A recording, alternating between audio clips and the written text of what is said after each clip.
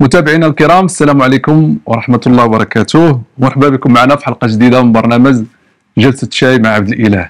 اليوم استثناء الجلسة ديالنا غادي تكون بلا الصينية ديالنا كالمعتاد اللي مولفتو كتشوفوها. علاش؟ لأننا داخل المختبر العلمي اللي ديال كلية الطب والصيدلة بالدار البيضاء، وممنوع علينا منعا كليا أننا تكون أي حاجة ديال الماكلة في البلاطو، ماشي في البلاطو، بلوتو داخل المختبر. الصحة هي هم المغاربة كاملين، وعلى رأسنا صاحب الجلالة محمد السادس نصره الله اللي دار المشروع الكبير للصحة في المغرب. ولكن اليوم ولينا كنشوفوا ظهور بعض الفيروسات جديدة وعودة أمراض أو فيروسات اللي هي قديمة بحال بوحمرون وبحال كورونا، وحنا كاملين عشنا معهم، خصوصا كورونا تجارب اللي هي كانت قاسية جدا. والاكثر من هذا كاينين امراض اخرين اللي ما كتنتشرش، يعني ما كتعداش من واحد لواحد، بحال السرطان. هذا الشيء كامل الى اي مدى المغرب مستعد انه يتصدى لهذا الشيء كامل اللي هضرت عليه واللي تطرقت عليه؟ داكشي علاش جينا باش نتناقشوا هذه المواضيع كامله مع البروفيسور عبد الله بادو، مدير مختبر علم المناعه الجينيه بكليه الطب والصيدله جامعة حسن الثاني بالدار البيضاء، وحاصل على دكتوراه في علم المناعة. سي بادو، السلام عليكم. وعليكم السلام سي عبدالله. اش اخبارك سي بادو؟ الله يبارك فيك، شكرا جزيلا على الاستضافة. بارك الله فيك. شكرا انت، شكرا بزاف اللي قبلتي تستضيفنا. مرحبا. هذا الموعد شحال حنايا كنوجدوا ليه، وهذا هو الوقت اللي كتاب، خصوصا ملي ولينا كنشوفوا هذا الشيء اللي صراحة ولا كيخلعنا شويه ياك ولا كيخلعنا شويه. قبل ما ندخلوا في صلب الموضوع، ممكن تشرح لنا المختبر شنو هو وشنو تديروا فيه؟ هذا مختبر كيتسمى مختبر المناعه الجينيه، او كيتسمى لابوراتوار ديمينوجينيتيك اي باثولوجي ايمان. المناعه الجينيه اللي كنعملوا في هذا المختبر هو اننا عندنا مجموعه ديال الاساتذه ديال الباحثين، كذلك طلبه اللي كيحضروا الدكتوراه ديالهم، وكنعملوا جميعا تقريبا على المناعه. اللي كنعرفوا على المناعه الان هو انه جهاز المناعه كيتكلف باش يعني يحارب ما هو فيروسات ميكروبات بصفه عامه، لكن اللي ولينا كنعرفوا هو ان جهاز المناعه كيلعب واحد الدور مهم جدا باش يعني يحارب كذلك الخلايا السرطانيه، وهذا هو التخصص ديالنا في هذا المختبر. يعني كنشوفوا كيفاش كنحاولوا نتعرفوا على الاستجابه المناعيه عند يعني المرضى ديال السرطان، وعلاش بعض المرضى ديال السرطان كيتم يعني الاستجابه المناعيه بطريقه يعني ايجابيه، يعني كتمكن المريض باش يعني يتخلص من السرطان، وبعض الامراض الاخرى او المرضى الاخرين ما كيتمكنوش باش يعني يتخلصوا من السرطان. كنشوفوا هذيك الاستجابه المناعيه كيف هي مختلفه من عند المريض اخر. دونك هذا بصفه عامه هذا هو التخصص ديالكم هنايا.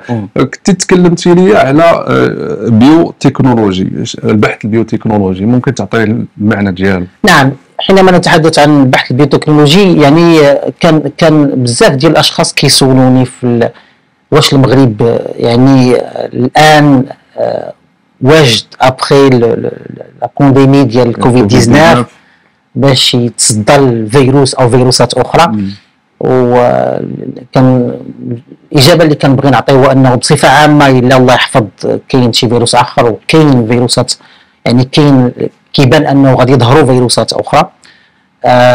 خص المغرب يكون قادر انه يشخص الفيروس، خص المغرب يكون قادر على انه يتعرف على الفيروس من خلال التسلسل الجيني ديال الفيروس. كنعرفوا ان الفيروسات كيكون عندهم واحد التسلسل ديالهم الجيني، يا اما باس حنا كنسميوها دايرين او دي ان. خصو يكون قاد باش يتعرف على النوعيه ديال الفيروس، وبعد ذلك في يعني الجانب الثالث خصو يكون قادر الى وصلنا لواحد المستوى عالي انه يطور، ماشي فقط ينتج لقاحات لكن يطور لقاح جديد وبعد ذلك ينتج لقاح. هذا هو اللي كنظن المغرب خصو يعني يمشي فيه باش من القدام يكون قادر على انه يتمكن ما نسميه يعني الاستقلاليه الصحيه ديالنا اللي حتى عليها جلاله الملك نصره الله لا ريزيليونس سانيتير. دونك واش حنا عندنا هذه الاستقلاليه؟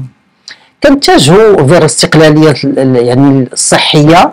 غنقول باننا احسن بكثير من يعني الفتره ديال كوفيد 19، لاننا ولينا عارفين بانه اهم جدا او مهم جدا اننا تولي عندنا الاستقلاليه الصحيه. كنتحدث على المغرب، كنتحدث على الجهه، وكنتحدث حتى على القاره ديالنا. على الاقل ولينا عارفين بانه مهم جدا ان تكون عندنا هذه الاستجابه، هذه الاستقلاليه الصحيه. ويعني كاين مجهودات كبيره في هذا الاتجاه، هي كتاخذ واحد الوقت، لكن ان شاء الله غادي نوصلوا ليها، غادي يوصل واحد الوقت لان تولي عندنا هذه الاستقلاليه. وهذه الخطوات الثلاثه اللي تحدثت عليهم هادو غير يعني جلوبالمون هادو يعني لي 3 زيتاب، لكن كاين بطبيعه الحال مسائل عده اللي خصها دار، لكن كنظن اننا في الطريق الصحيح. حنا كنا سمعنا باللي راه المغرب مستعد ولا كينتج اللقاحات، خصوصا كما قلتي من بعد كوفيد 19. هاد كوفيد 19 صراحه دار الخير في العالم ودار الخير فينا حتى حنا في المغرب. وانت اللي اقرب للصوره، وتقدر تقول لنا فين بالضبط كانت كما كنقولوا لو كوتي بوزيتيف، كانت المكان الايجابي ولا الحاجه الايجابيه اللي خديناها من التجربه ديال كوفيد 19؟ نعم، هذا سؤال مهم جدا، لانه بصح كان يعني الكوفيد 19 لا بانديمي ديال كوفيد 19 جابت بالمساوئ ديالها، لكن جابت الايجابيات ديالها كذلك. بالنسبه لنا احنا كباحثين يعني تسلط علينا الضوء شويه، ويعني الناس فهموا بانه كاين اهميه او مهم جدا ان البحث العلمي ما تيكونش فرق كبير بين البحث العلمي بصفه عامه والبحث العلمي في الميدان البيوتكنولوجيا، اللي هو كما الاسم ديالو كيحث عليه البيوتكنولوجيا، استعمال ما هو حيوي لانتاج يعني مواد اللي تقدر تكون علاجيه، مواد اللي تستعمل للتشخيص، مواد اللي تستعمل اننا مثلا نتعرفوا على الفيروسات. هذا ما كيتسمى بيوتكنولوجي، وهذا هو يعني بصفه عامه يعني ما نسميه بيوتكنولوجي، واللي عنده اهميه كبيره بزاف. ملي كنتحدثوا على اللقاحات فهو جزء من هذا الجانب هذا او هذا الميدان ديال البيوتكنولوجيا. كاين عده طرق باش يتنتجوا لقاحات، لكن اللي نوصلوا لها يعني الهدف او المبدا هو واحد. المبدا هو اننا ننتجوا واحد البروتين اللي هي صغيره، اللي هي كاينه في الفيروس، اللي غادي يعني غنعطيوها لواحد الشخص، وهذاك الشخص غادي يدير استجابه مناعيه، يطور استجابه مناعيه، ونعطيوه عاوتاني مره اخرى نفس البروتين، وغادي يدير الاستجابه المناعيه المره الثانيه، ومن ثم غادي يولي ايمونيزي، غيولي ملقح، وكينتج ما نسميه يعني بالنسبه للجهاز المناعي كينتج ما نسميه بخلايا ذاكره. وهذوك الخلايا الذاكره تيكونوا الان تعرفوا على الفيروس، تعرفوا على واحد المكونه من مكونات الفيروس، فالمره الجايه الا شافوا الفيروس غادي ينتجوا بطريقه سريعه وبطريقه مهمه جدا ما نسميه مضادات حيويه، اجسام مضاده، باش يعني يتخلصوا او الجسد ديالنا يتخلص من الفيروس بواحد السرعه كبيره. فهذا هو المبدا ديال اللقاح. فحينما كنقولوا بانه مثلا اللقاحات يمكن يكون عندنا مثلا لقاح اللي هو خدينا مثلا الفيروس وجعلناه غير نشط، يعني غير نشط غير قابل للتكاثر، وكننجكتيوه للشخص، فهذاك الفيروس قابل انه يطور استجابه مناعيه، لكن ما قادرش انه يتكاثر. وبما انه كيطور استجابه مناعيه، حنا الهدف ديالنا من اللقاح شنو هو؟ اننا كنجو واحد ما نسميه لا ريبونس ميموار او استجابه الذاكره، لان جهاز المناعه الوقت اللي كيشوف الفيروس المره الاولى الاستجابه ديالو كتاخذ شويه الوقت، واحد الاسبوع حتى 10 ايام، وديك الساعه الفيروس كيكون دخل ودار اللي بغى يدير في الجسد. عند بعض الاشخاص اللي عندهم امراض او فوالا عندهم امراض ولا مزمنه، لكن ملي كيكون الشخص ملقح الاستجابه المناعيه كتكون سريعه، وهذا الشيء اللي كنبغيو. هذا هو الهدف من اللقاح، الاستجابه المناعيه كتكون سريعه وكتكون يعني انتونس، كتكون مهمه جدا، وبالتالي كتكون فعاله، وهذا هو الهدف من اللقاح. فإلا رجعنا يعني تطوير اللقاحات، فهذا هو يعني تقدر تلقى واحد الطرق عده باش تصوب لقاحات، لكن الهدف النهائي هو سيميلير يعني نفسه.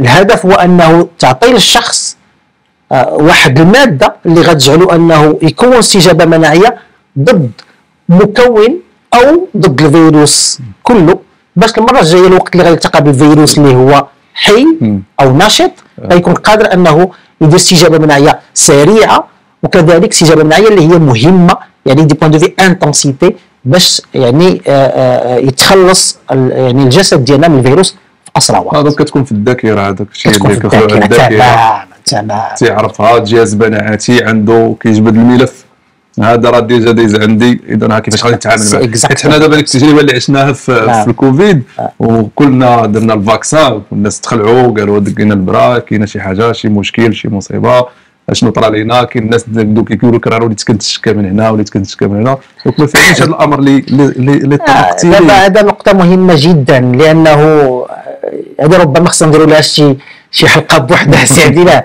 ولكن شوف النهج العلمي مختلف كثيرا على النهج ديال الكلام. النهج العلمي الا قلتي لي بانه راه هذا دار لي هذه، خص تعطيني الدليل بانه هذا هو دار لك هذه. فالوقت اللي كنديروا مثلا تجربه عند الفئران مثلا، تناخذوش فأر واحد وتنديروا تجربه. الا مثلا خديت واحد الماده ولقحت بها هذاك الفأر وعطاني نتيجه، ما نقولش راه هذه النتيجه، خصني نديرها على عشرات الفئران ونفس الاستجابه تكون عند الفار الاول والثاني والثالث ونجي اسبوعين او 3 اسابيع ونعاود التجربه، ونجي 5 اسابيع ونعاود التجربه. هذا هو النهج العلمي. من الاستجابه تكون نفسها يعني مرات عديده وبنفس الطريقه، هنا فاش كنقول بانه فعلا راه هذاك الفأر الوقت اللي كنعطيه هاد الماده راه كيستجب بهذه الطريقه هذه. علاش كنقول هذا الشيء؟ ماشي حيت واحد الشخص دار واحد المالادي راه نقولوا راه هذيك المالادي دو اسا ولا عندها علاقه بهذا. خصني نجبد يعني تكون عندي معلومات. انا ما كنقولش بانه حالات قليله جدا كتكون فعلا كيكونوا بعض سميتو لي زيفي سكوندير، ولكن في اغلب الحالات، ولكن ماشي اي حاجه شفتها غنقول راه حتى ديك عندها علاقه مع الفاكسين، تزامن مع ديك المده اللي تخرج فيها الفاكسين. انت قلتي مثلا اسبوع ولا اسبوعين 5 اسابيع فاش خرج الفاكسين، ديك الطريقه باش خرج هي اللي دار شويه داك لا القضيه ديال الفاكسين اللي خص الناس يفهموا، واخا ان الفاكسين خرج بسرعه، لكن الابحاث في هذوك لي فاكسين ايغين راه بدات مده طويله. غير الوقت اللي يعني جات لا بانديمي لقات بان الناس واجدين وداروا البحث بما فيه الكفايه، وبطبيعه الحال واحد يعني ماديا الناس حطوا يعني داروا واحد الاستثمار كبير باش تمشي داكشي بسرعه، لانه بطبيعه الحال كانت بانديمي. بطبيعه الحال كانت الاستجابه خصها تكون حتى الاستجابه ديال العلماء كانت خصها تكون سريعه. على اين اللي بغيت نوصل من هنا هو انه النهج العلمي ديال التفكير ماشي هو النهج العادي. خصنا الوقت اللي نبغي نقول راه هذه دارت هذه، خص يكون عندي معطيات علميه، خص يكون عندي معطيات علميه باش نقول بانه راه هذه فعلا هي اللي دارت هذه، هي اللي دارت بي. تكون عندي معطيات علميه، سينو راه اي حاجه نقدر نقولها ونقدر نوض البلبله من والو. داكشي اللي طرا اللي وقع. ربما ملي كتكلم تقدر تصحح لي هذه المعلومه، ربما الناس وصلنا لواحد النيفو ديال الجهاز المناعاتي ما بقاش عندنا كما اللي كان قبل. كان الناس قبل كان ربما الجهاز المناعاتي ديالهم كيخول لهم انهم يتصداو بزاف ديال الامراض. دابا ربما الجهاز المناعاتي قل نظرا النمط الحياه اللي ما بقاش هو نفسه كما كان. مثلا ربما الناس ما كينعسوش مزيان، ما تياكلوش مزيان، ما كيتحركوش. حتى الحركه حتى هي راه عندها دور ديالها ربما ستريس. لا هذه شوف على العموم الجهاز المناعي كيعمل بواحد الطريقه عجيبه جدا. الوقت اللي كنتحدثوا مثلا على خلايا الذاكره، راه خاليه نوع واحد من الخلايا، كاين ملايين وملايير ديال الخلايا، نوع واحد هو اللي كيكون تيتعرف على ذاك الفيروس، وهذاك هو اللي غادي ينوض الوقت اللي غيشوف الفيروس مره اخرى، ويبقاو الاخرين اي نوع من الفيروس عطيتيه نورمالمون غيصوب ليه غادي ينوضوا خلايا اللي كيتعرفوا على هذاك الفيروس وغيصوب مضادات حيويه ضد هذاك الفيروس. الجهاز المناعي كيعمل بواحد الطريقه عجيبه. الان فين كيكون بعض الخيار جهاز المناعه، الا قلتي لي بصفه عامه جهاز المناعه ضعاف على قبل، ما نقدرش نتفق معك فيها. اللي نقدر نتفق معك فيها هو انه لو ستريس معروف انه كيضعف جهاز المناعه. قله النوم معروف انه تيضعف جهاز المناعه. الان واش غادي بنفس الطريقه عند واحد الوليد ديال 18 عام ولا عند شي واحد ديال 60 عام؟ لا ماشي نفس الشيء. اذا هذا هو لكن بصفه عامه جهاز المناعه ديالنا الوقت اللي تيكون الشخص ما عندوش امراض مزمنه، الوقت اللي تيكون عنده حنا كنسموه ايمينو كومبيتون، قادر على انه يقوم باستجابه او يطور استجابه مناعيه اللي هي قويه. هذاك الاستجابه المناعيه قاده انه وشنا في كوفيد 19 البورسونتاج الكبير ديال الاشخاص كان قادر انه يتصدى للفيروس بلا دواء بلا حتى شي حاجه. وهذا بصفه عامه الفيروسات اخرى قادين انهم نتصدوا لها، غير خص هذيك الاستجابه المناعيه تكون سريعه بما فيه الكفايه قبل ما الفيروس يدخل ويقوم يعني سميتو دي ديغا كنسميو حنايا في الجسد. نرجعوا مخلفات. واحد النقطه مهمه شرتي لها قبيله الوقت اللي تحدثتي على جهاز المناعه ديالنا واش ولا ضعيف. جهاز المناعه ديالنا ماشي ضعيف. شوف كاين واحد النقطه مهمه جدا. واش لاحظتي بان في كوفيد 19 العدد ديال الناس اللي مصابين بالمرض، العدد ديال الموتى كان اقل في افريقيا بالمقارنه مع الدول الاخرى، مقارنه مع اوروبا، مقارنه مع امريكا، مقارنه مع وما عندناش التفسير. يعني انا نعطيك فقط ما كنسميو لي زيبوتيز بالعربيه، كنظن كنسميو لا كيقولوا لهم الهيبوتيز هي مشات ليزيبوتيز على عين فرضيات غير باش ما ياخذوش الناس يعني كجواب يعني سور 100%. هذه غير فرضيه.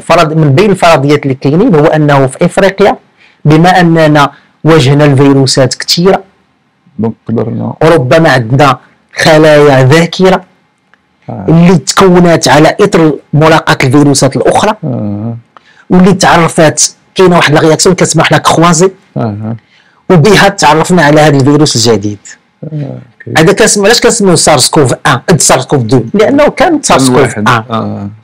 دونك علاش حاولت نشير لهذه النقطه، كلما كنتلقاو كنتصداو للفيروسات كلما جهاز المناعه كيتقوى لانه تيكون عندنا خلايا ذاكره، وبعض الخلايا الذاكره تقدر تعرف هذا الفيروس وتعرف هذا الفيروس. ومن بين انا كنظن كمختص يعني في هذا الميدان اظن انه من بين التفسيرات اللي كاينه وانا كنت في يعني مؤتمرات في عبر العالم وحتى في افريقيا، حتى واحد فينا ما عنده الجواب 100% اللي صحيح 100%، لكن هذه من بين يعني الفرضيات يعني اللي قويه جدا هو انه ديك لا رياكسيون كروازي واحد الخليه ذاكره اللي تكون مكونه شافت فيروس اخر كتقدر انها يعني تحمينا من فيروس مشابه، ربما عنده مكونات اللي هي مشابهه مع الفيروس اللي قريبه من الفيروس الاخر. وهادشي دار حتى في امريكا، يعني داروا يعني دراسات الاشخاص في الوقت ديال الكوفيد 19 الاشخاص اللي ما عمرهم يعني ما شافوا العدوى بالكوفيد بالسارس كوف 2 الفيروس، ولقاو عندهم خلايا قاده، خلايا ذاكره قاده انها تتعرف على الفيروس. هذا كيوضح ان هذه ممكنه، ان ممكن انه تكون عندنا خلايا اللي ربما كتقدر تشوف فيروسات متشابهه بنفس الطريقه وتحمينا من الفيروس اللي هو فيروس جديد نسبيا. درتي نهضروا على الفيروس الجديد اللي هو سمعنا باللي كاين ظهور واحد الاش ام بي في في الصين وتفكرنا 2019 حيت بان في هذا الوقت وقال لك حكا راه الناس شدوهم داك هذا شويه وقفوا الدنيا شويه سدتوا شويه وصل داك الشيء حتى لعندنا.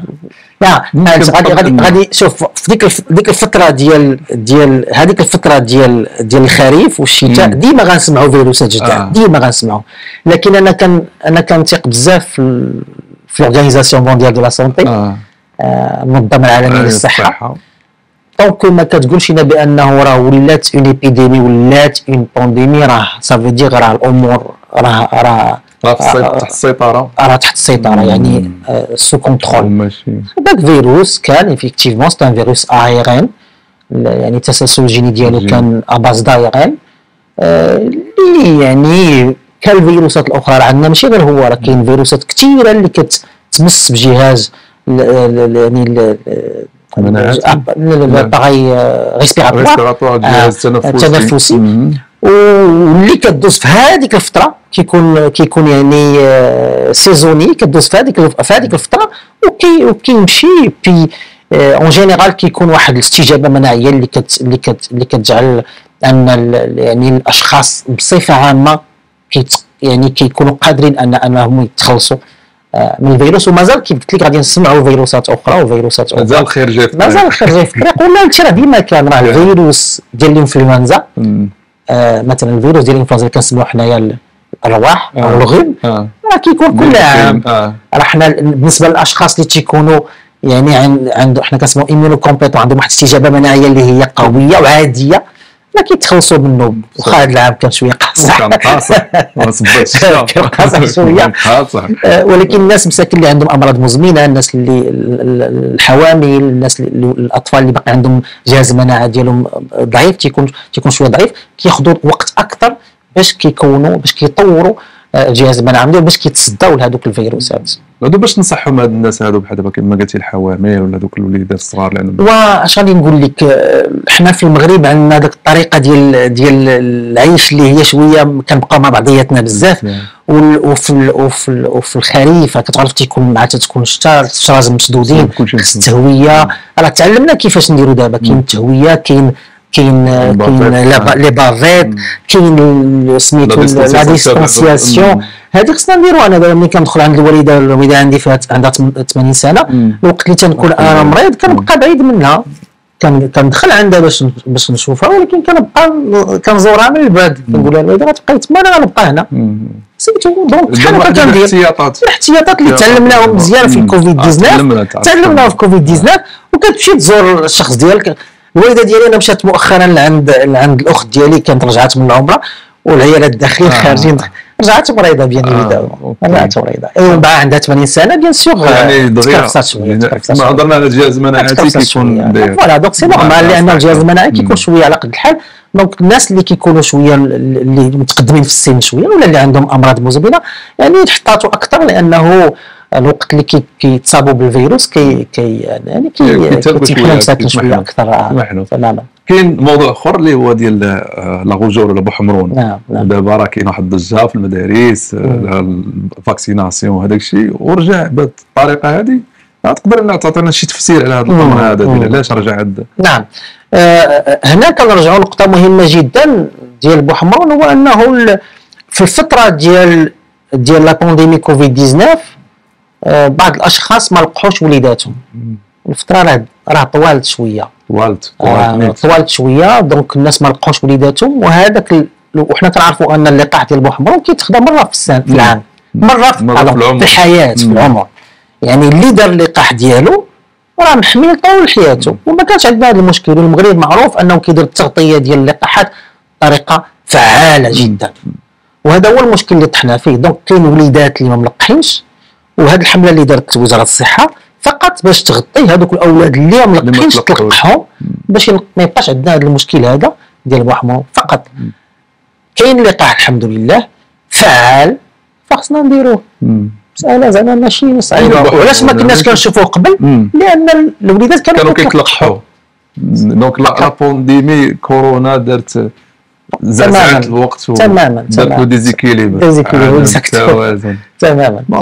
الله يصوب، الله يلطف. امين الله يلطف. التروازيام بوان اللي بغيت نتناقش معك فيه، اللي انتم في المختبر واللي تكلمتي عليه في الاول، هذاك ديال ما قلت بغيت تحفظ لي ديال البيوتكنولوجي اللي هضرتي عليها، وقلتي هو ديك الطريقه ديال انكم كتاخذوا الخليه والخليه كتدخلوا فيها، ياك؟ نعم. حنا كنعرفوا باللي هضرنا على السرطان، وعارفين بلي السرطان هو واحد الداء اللي هو مكلف في الناس. يعني الناس بزاف كيمشيو لينا ناس عزاز مشاو لينا تماما وناس باق عزاز مصابين والله يشافيهم ويشفيهم. واللي عنده القدره الماديه راه كيمشي يلتجئ للخاص، اللي ما عندوش القدره الماديه كيلتجئ للمستشفى العمومي. ومع ذلك داك الشيء مكلف كما قلنا، مكلف في الحياه ومكلف ماديا. سمعنا مؤخرا والخبر اللي عجبنا صراحه وفرحني انا شخصيا بزاف، وكنت كنتمنى لو ظهر شحال هذه، هو انه كاين واحد الدواء جديد للسرطان. ممكن تعطينا شي فكره عليه؟ نعم. هنا كنتحدثوا على اللي عجيب في جهاز المناعه، هو انه حنا كنعرفوا انه كيتعرف على الجسم الغريب. هذا غادي يكون بكتيريا او فيروس او لي شامبينيون طفيليات. نعم. او يعني كيتعرف عليهم وكي يعني قادر انه يعني ليزيليميني يتخلص منه. لكن اللي ولا معروف دابا هو انه جهاز المناعه، لان الخليه السرطانيه اش كدير؟ الخليه السرطانيه واخا هي جزء منا كتحول كتغير كدير بعض الطفرات وكتغير شيئا ما، بحال كتولي ماشي منا، كنسموا حنا دو نون سوا، بحال كتغير شيئا ما، بحال كتولي جسم غريب. بالتالي جهاز المناعه كيتعرف عليها. وجهاز المناعه الى عمل بطريقه صحيحه غادي نورمالمون يكون قادر انه يتخلص من هذيك الخليه السرطانيه. وهذا هو هذه يعني لا ديكوفيرت اللي درت اللي هي مهمه جدا. الان الخليه السرطانيه ماشي حتى هي ذكيه جدا. اش كدير؟ الوقت اللي كتقربنا الخليه ديال جهاز المناعه باش تخلص منها، كتكون بعض البروتينات على السطح ديالها، باش الوقت اللي الخليه كتقرب منها هي كتنعس هذيك الخليه والفيروسات كيديروا نفس الشيء. يعني حيت في هذه الفلسفه ديال البقاء للاقوى. نعم. خليه كتحاول تبقى، الخليه السرطانيه كتحاول كيفاش تبقى، والخليه ديال جهاز المناعه كتحاول يعني بطبيعه الحال تخلص منها. فهذا الدواء هذا الجديد اللي دابا كاين اللي كيتسمى ليمينوثيرابي، اش كيدير؟ كيحبس الخليه السرطانيه باش انها تدخل اون كونتاكت مع الخليه ديال جهاز المناعه، باش بحال كنسموا حنا اون ليف لينيبيسيون، باش الخليه ديال جهاز المناعه ما كتبقاش ناعسه وكتنوض كتقاوم جهاز المناعه. فهذا هو المبدا ديال كيفاش كتعمل هذا الليمينوثيرابي او العلاج المناعاتي. شكرا استاذه. فهذا العلاج المناعاتي او الليمينوثيرابي في البدايه ديالو وغادي يكون عنده مستقبل كبير.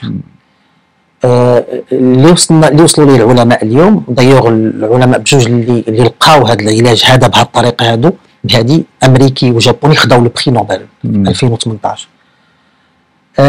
لكن بهذا الدواء اللي كاين اليوم فقط واحد 25% ديال المرضى اللي كيستجيبوا. لكن كاين دوك البروتينات اللي تحدثنا عليهم قبيله ما كاينش نوع واحد، كاين انواع كثيره. هادشي اللي كنخدموا عليه حنا في لابوراتوار، كنشوفوا علاش هذوك 75% الاخرين اللي ما استجبوش علاش ما كيستجبوش. وربما ماشي هذيك البروتين هي اللي خصنا نسيبليو، ولكن ربما خصنا نتجهوا لبروتينات اخرى. هذا السؤال الاول. السؤال الثاني هو هذوك الادويه اللي كاينين الان سون تري كوتوز، مكلفه جدا جدا. ومن بين الحوايج اللي كنحاولوا نديروا حنا في المختبر هنا هو اننا كنهتموا اللي كنسميهم دي سبستانس ناتوريل اللي جايين من لي بلانت ديالنا ماروكان. كنحاولوا منهم نجيبوا دي برودوي اللي ربما يقوموا بنفس الاشياء، وحنا في الطريق الحمد لله صحيح بنفس ديك لينيبيسيون اللي كيديرها هذاك لانتيكور. هو ستان انتيكور، ستان بيو ميديكامون. يعني هذيك لا موليكول هذيك اللي جايه من البيئه ديالنا المغربيه واللي هي تقدر تكون سبستانس ناتورال، واش تقدر دير نفس الشيء. وهذا الشيء اللي كنحاولوا من خلاله نخدم علينا في المختبر ديالنا، خدمنا علينا في المختبر. فصراحه تقوم بنفس هذا العمل الذكيه. هذو الطلبه كلهم يشفي اليوم. فالهدف ديالنا هو انه نحاولوا نلقاو ادويه في هذا الشكل هادو اللي تكون عندها نتائج نفس النتائج او احسن، لكن تكون اقل تكلفه باش يعني المغربي، ولكن كذلك كنهضروا حتى على يعني في لا ريجيون، كنهضروا حتى في افريقيا بصفه عامه. ان شاء الله الا وصلنا للدواء بهذا الشكل هذا فغادي تكون مهمه جدا بالنسبه لجميع الاسر او الدول اللي عندها دخل، يعني كنسميها لو ولا ميدل انكم كونتريز، يعني دي بيي اللي عندها دخل ضعيف او متوسط. فهذا هو اللي كنحاولوا نعملوا عليه هنا في صراحه حيت هذا المختبر، وكنركزوا بزاف على سرطان الدماغ وسرطان الثدي. هادو هما جوج سرطانات اللي كنخدموا عليهم بزاف، لكن ملي كتلقى واحد ريزولتا في واحد السرطان يمكن لك انك تجربها على سرطانات اخرى، لكن كتبقى العمل ديالك تركز فيه على واحد النوع من السرطان. الحمد لله كنعملوا بشكل كبير مع الاطباء هنا في المستشفى بن رشد، يعني الاطباء اللي دي نوروشيروجيان اللي تيكونوا متخصصين في الفتح ديال الاورام ديال الدماغ، اللي كيكونوا متخصصين في الفتح ديال الاورام ديال الثدي، وهما اللي كناخذوا من عندهم لي بيوبسي اللي بهم كنعملوا. هذه من جهه، ومن جهه اخرى عندنا تجارب الوقت اللي كنوصلوا للتجربه ديال الفئران. عندنا فئران كذلك، حنا عندنا في المختبر كاين عندنا فئران في المكان ديالهم يعني في الانيمالغي، فكنقوموا بتجارب باش نشوفوا واش يعني دوك الفرضيات اللي وصلنا لهم ليبوتيز واش الي فيريفي عند الفئران قبل ما ندوزو عند يعني المرضى او عند الاشخاص، عند الانسان بصفه عامه. الخبر صراحه والله الا مفرح. الله يوفقكم، الله يقدركم، لانه ماشي شي حاجه اللي هي بسيطه، شي حاجه اللي هي كبيره بزاف. الاجر ديالكم عند الله سبحانه وتعالى قبل من اي شيء. الله يوفق، الله صراحه الله يوفق. كنظن اننا تكلمنا كاع المواضيع اللي سولتك عليهم. ان شاء الله. اش عندك شي اضافات سي بعد؟ الاضافه نقول لك بانه مهم جدا اننا نشجعوا البحث العلمي. كنظن ان خص يعني المجتمع المدني يفهم أهمية البحث العلمي، سواء البحث العلمي الكلاسيكي أو البحث العلمي البيوتكنولوجي اللي تحدثنا عليه دابا، لأن هذاك تيبقى ماشي البحث العلمي بهذه الطريقة هذه، لكن تيكون بحث علمي اللي كيعطيك مواد يعني بطريقة مباشرة. هذا هو المسألة اللي كتحس في النفس، أن خص الناس يفهموا. خصنا نوصلوا واحد الوقت المستوى ديال الدول اللي مثلا كيجي شخص وكيعطي ان دون كبير للبحث العلمي. هذا هو اللي كنظن خصنا نتجهوا نحو باش نجاوبوا على داك السؤال ديالك السي عبد الله في الاول اللي قلتيه، واش حنا دابا اليوم واجدين اننا نواجهوا واحد الفيروس جديد اللي عندنا مثلا في المغرب، واش حنا واجدين باش يعني نواجهوا هذا الفيروس. اظن انه مهم جدا اننا الحمد لله من تقريبا منذ الفتره ديال كوفيد 19 الناس بداو تيفهموا يعني الهدف من البحث بصفه عامه، والناس انخرطوا، لكن خص الخيارات اكثر ديال الناس، لكن خص الاستثمار كذلك، لانه كاين جانب ديال الببليك ما كاين الجانب البريفي وسي. خص الناس ينخرطوا اكثر باش يساعدوا يعني تطوير البحث العلمي، ماشي غير الانتاج ديال مثلا لقاحات او المواد، لكن التطوير ديالها لا كونسيبسيون والتطوير ديالها في المغرب. هذا هو اللي مهم جدا، يعني نبداو من البدايه. كنتحدثوا على لا كونسيبسيون، التطوير ديال اللقاحات، التطوير ديال دي كيت ديال التشخيص، التطوير ديال دي كيت ديال مثلا التعريف بالفيروسات. يعني هذا هو المساله اللي اظن انها مهمه جدا، يمكن لها يعني على المدى المتوسط تعطينا نتائج كبيره، يعني ماشي غير علميا، اقتصاديا كذلك. وهذا هو اللي خص الناس يفهموه. غير هو يعني لانفستيسمون في البحث العلمي كيطلب وقت اكثر، لكن الوقت اللي كتلقى اون موليكول كترد لك كل شيء كترد لك كل شيء. وهذا الشيء اللي غاديين فيه لي بواط اللي كنسميو لي بواط دو بيوتكنولوجي في امريكا وفي اليابان وفي اوروبا بصفه عامه. امريكا اكثر لانها متجهه في هذا البيدان اكثر.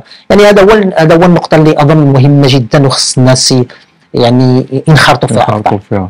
دونك الانخراط ضروري مهم جدا، والناس يفهموا باللي راه البحث العلمي راه مهم ومهم بزاف. تماما. الناس عارفوا باللي راه حنا في المغرب عندنا ناس كفء ما شاء الله اللي يقدروا يوصلوا البحث العلمي ويقدروا يخرجوا ادويه اللي عجزات بزاف ديال الدول انها تخرجها.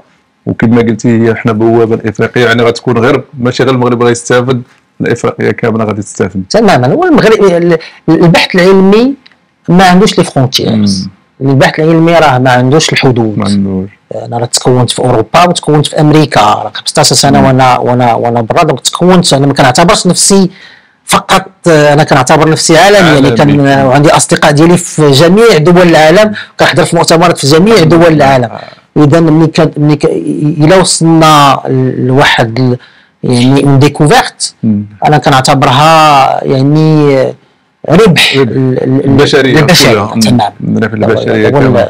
لا فيزيون ديالي. تبارك الله عليك. الله يبارك فيك سي عبد الله، شكرا جزيلا على الاستضافه. عندي واحد الاخر سؤال الاخر اللي كنقول ديما هو الا عطيتك العصا السحريه لا باكيت ماجيك شنو دير بها؟ صعب بزاف يا عبد الله. هذا اظن ان المغرب عنده ان غرون بوتونسيال.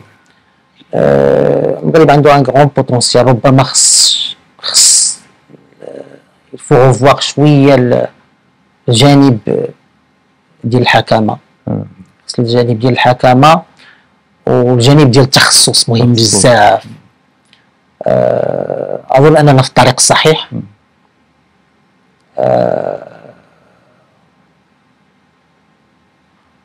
وخص هذا التغيير هذا كيف قلت لك يعني في الانخراط نحو البحث العلمي، وخص الناس يفهموا اكثر الاهميه ديال البحث العلمي. فوالا يعني جمع غيطلع البحث العلمي. الانسان عندك عصا السحريه غادي انفيستي في البحث العلمي بالدرجه، غادي نانفيستي في البحث العلمي. ماشي غير البحث العلمي اللي كنسميوه حنا، حيت كاين مختلف، كاين انواع كثيره من الطريقه باش دير البحث.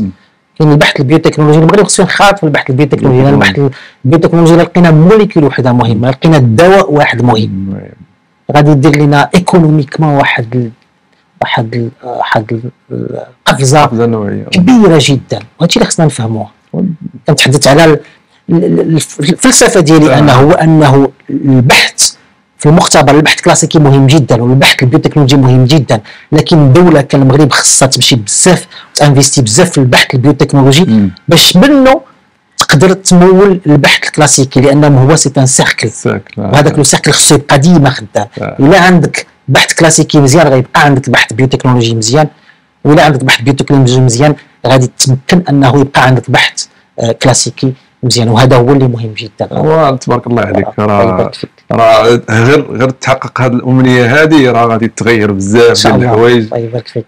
شكرا جزيلا بزاف على المعلومات جلسه معك صراحه شيقه ولا شيقه، واستفدت معك بزاف ديال الحوايج. الحمد لله ما شاء الله عليك. الله يحفظك. شكرا على الاستضافه سي عبد الله. شكرا. شرف لينا. سمح لنا ما كاينش اتاي، ولكن نشربوا من بعد ان شاء الله. تبارك الله عليك. تبارك الله عليك. متابعينا الكرام، الحلقه ديالنا شرفت على النهايه ديالها. نتمنى انه، وانا ماشي نتمنى، انا متاكد انه راه بزاف ديال المعلومات قالوا لنا بروفيسور. انا صراحه وضحوا لي بزاف ديال الحوايج. نتمنى انكم انتم يوضحوا لكم هذه الامور هذا اللي وضحت لي. ما تنساوش ارائكم كتهمنا في الصفحات ديالنا كيف العاده. لا عندكم شي تساؤلات مرحبا. نقول لكم الى اللقاء وحلقه مقبله ان شاء الله. واشرب اتاي